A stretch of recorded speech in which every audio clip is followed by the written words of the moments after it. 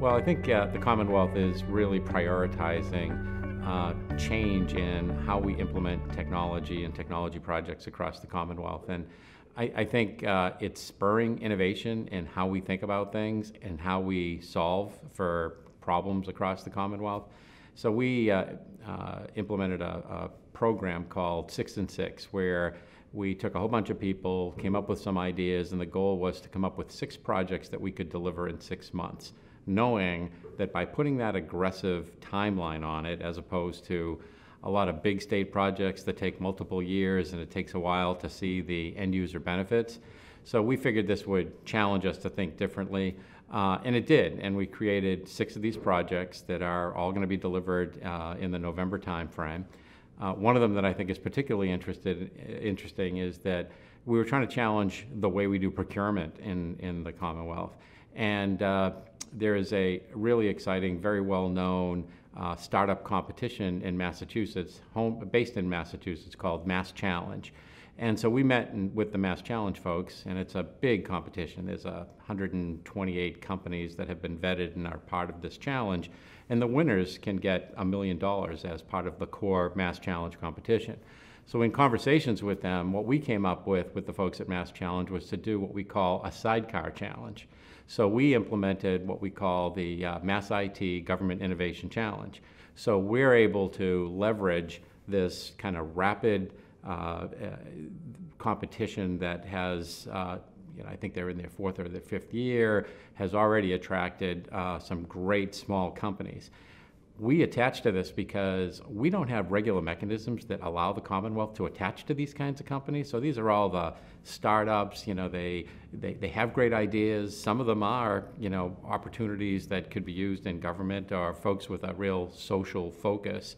So we did a $50,000 challenge, right? So the Commonwealth, and this is, again, innovation for us, is putting up $50,000. That is the prize for the Mass IT Government Challenge, Government Innovation Challenge. We had 22 companies apply for the challenge. We've already gone through the judging competition, and what we got is some really great products, some great ideas that now, when we pick our winner, and this will all be done by the end of October, we will have a company, or we might split the prize and give it to multiple companies, and then we'll be piloting their product somewhere across the Commonwealth of Massachusetts. So for us, that's innovation because A, it introduces us to a whole set of the tech community in the area that we might not have found in our normal procurement process, has forced us, not only the tech folks, but the business folks from the Commonwealth, to look at these new ideas and really try to connect them to problems that they're trying to solve every day. So we're excited about the fact that just going through this process and being attached to this competition has required everybody to think differently about how we use technology in government, how quickly we can provide solutions in government, and how we introduce ourselves to a whole new set of providers and ideas that we might not have seen in our usual kind of process.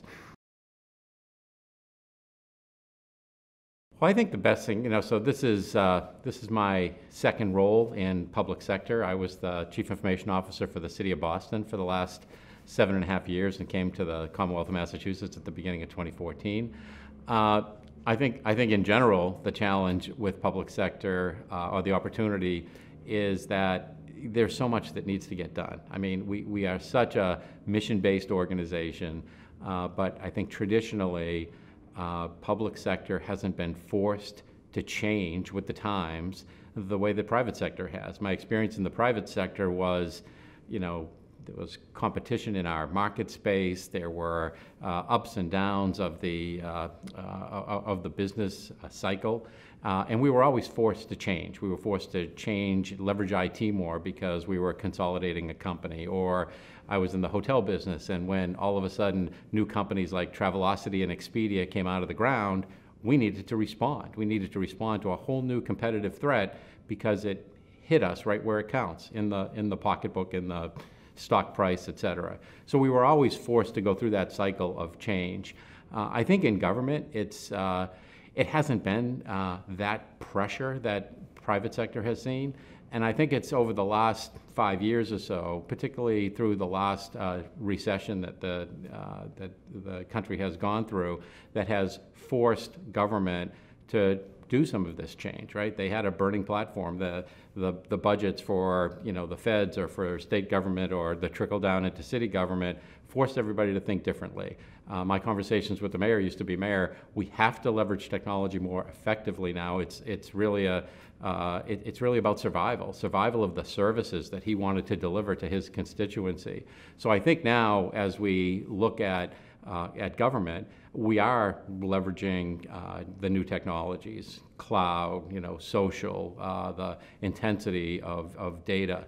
Mobility is really important for us. So I think that we're in this phase right now where CIOs and IT organizations in government, city level, state level, federal level, are really positioned to help their organizations transform and become the government of the future that we all need. So what I love about government is there's still a lot to be done, and that you can be in this position to help leverage the technology and the tools that we have right now and bring it to the business. We're in, one of the fascinating things about state government, just like city government, we're in so many lines of business. It really surprised me when I came to the city of Boston 8 years ago that we were just in a whole. I was used to a company that was focused on one line of business, very vertically focused.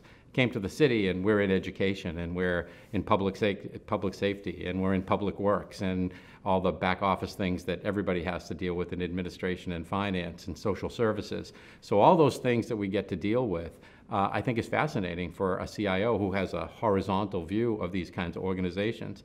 At the Commonwealth of Massachusetts, it's even bigger. Right? The organization is that much larger. The set of services we deliver, that much more varied. So I think it's really exciting to play roles like we play, to be able to look at the opportunities that exist in all those business opportunities, but also be thinking about the horizontal layer, the organization as an enterprise, and the value that we can bring by breaking down some silos, by making smart technology decisions, by introducing innovation, not just anecdotally as a project, but start bringing a culture of innovation to the organization. I think that's really what's fascinating about working in public sector and in state government. We had a great project in our Division of Children and Families in our Health and Human Services area, where there were some challenges there on the field workers' ability to record and to track everything that was going on when they were kind of meeting with a family or they were going to court, et cetera.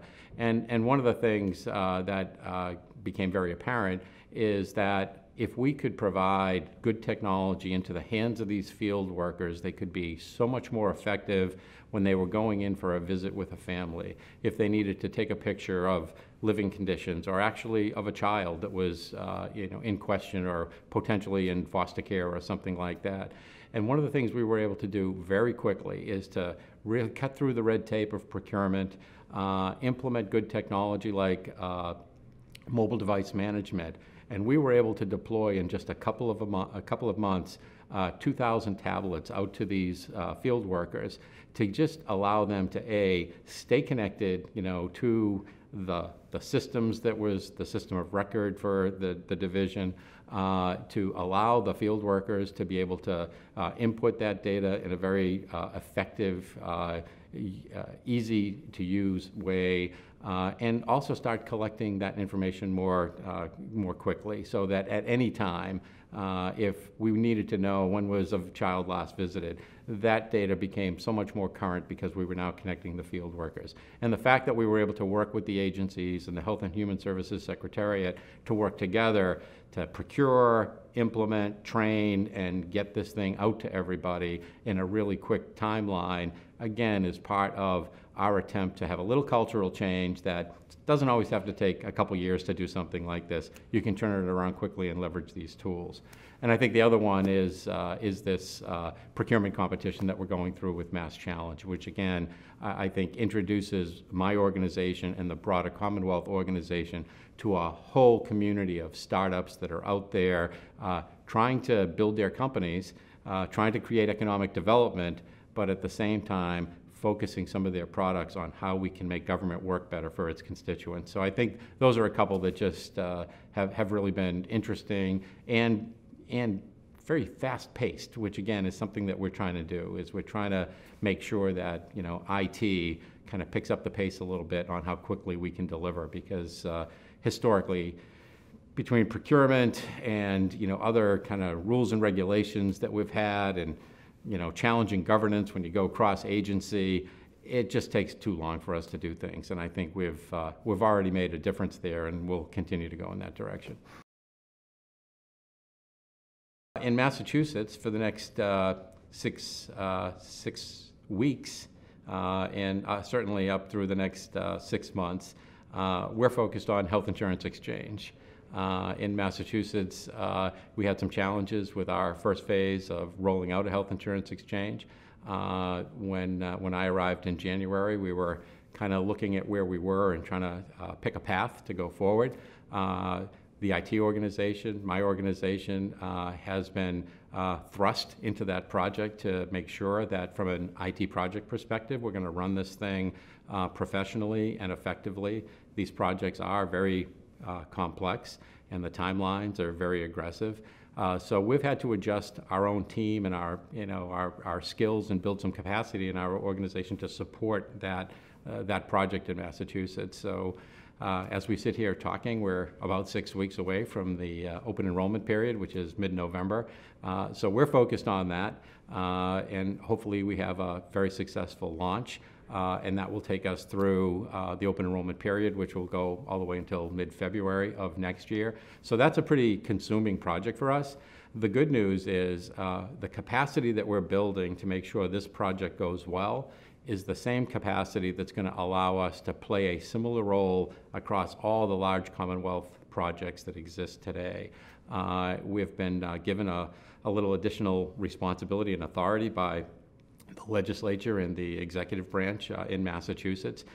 So the interesting thing of the next 6 months will be this redefinition of our organization, which has gone from being the Information Technology Division, we were renamed, we're now Mass IT, and we're looking to become a more activist IT organization, kind of driving forward the Commonwealth's path to become a digital business.